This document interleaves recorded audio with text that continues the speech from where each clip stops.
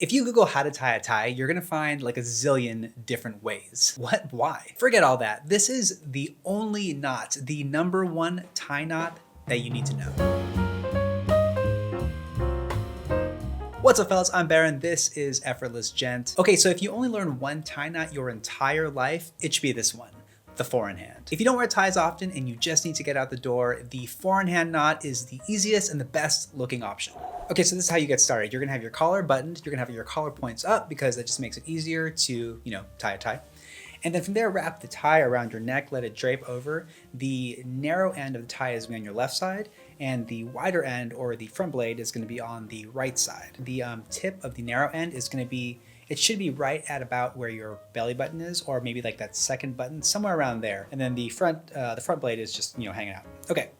So from there, the tail end of the tie does not move. You're always going to be moving the wider end. So this is how you start. First, you take the wide end, you wrap it around once, like so. Hold it right here with your finger, wrap it around and underneath.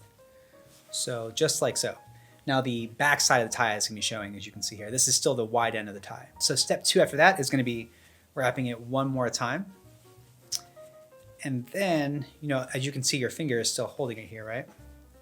But instead of coming through and to the other side again, what you're going to do is take the wide end and go through the loop that you created. It's around your neck. Okay, so from here, what I do is I like to test and see how short or long the tie is. If it's too short, I'm going to start over. If it's too long, start over. So what I do is, before I actually create the knot, I just kind of put it up to my neck here and see how long it is. So as you can see, it's a little bit short, but I think what's going to happen is as I adjust it, it's going to be the perfect length, just because I've done this so many times. So that's how it looks right now. So let's see what happens. I'm going to take the wide end right here, the front blade, I'm going to push it through this loop right here that was just created by wrapping it around twice. This loop right here, take the end and stick it through. And, you may need to adjust and stuff, but that's just kind of how it is.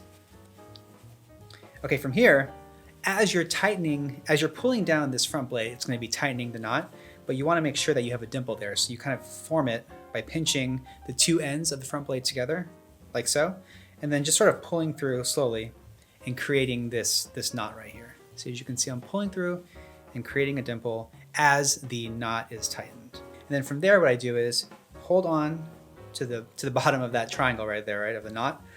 Hold on to the narrow end of the tie and then pull up to tighten the tie.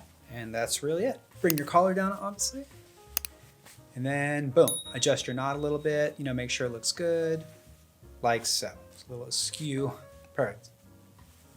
Okay, so there are a few things to point out. In an ideal world, you want the tip of the tie, the front end, right?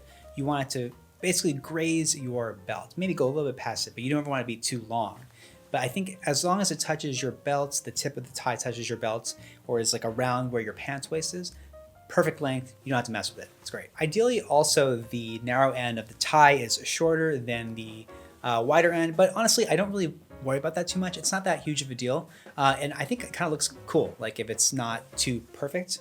So if your tie happens to be, if the narrow end of your tie happens to be just slightly longer than the front end, it's totally fine. Don't even worry about it. You can always tuck it in to your shirt, or you can always tuck it into the tie loop back here behind the front blade. All right, fellas, that's it. That's my guide to tying a 4-in-hand tie knot. Hopefully you enjoyed this. Hopefully it was helpful for you. If you want to know the 4 classic ways to fold a pocket square, make sure to check out this video. And if you want more style tips from a chill ass Filipino dude, just hit that subscribe button. All right, I'll catch y'all in the next one.